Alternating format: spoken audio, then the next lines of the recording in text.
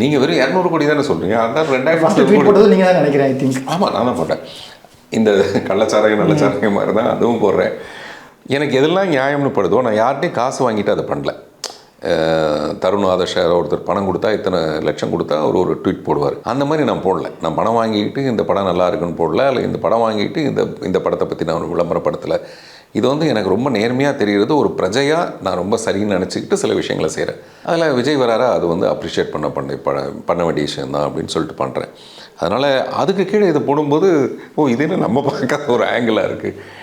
அவர் 10 படம் நடித்தோம்னா அந்த 2000 கோடி வந்துடும் எனக்கு அகைன் மறுபடியும். அவர் அந்த இடத்துல தான் இருக்கார். 200 கோடிக்கு பதிலாக கடைசி படத்துக்கு வந்து 400 கோடின்னு கேட்டாலும் கொடுப்பாங்க.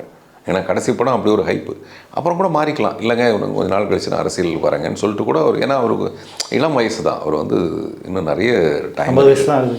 ஆமாம். அதனால் எனக்கு தெரிஞ்ச அரசியலுக்கு வர்றது 50-50 இருக்குமோன்னு நான் சந்தேகப்பட்டேன் இந்த 50 இயர்ஸில்.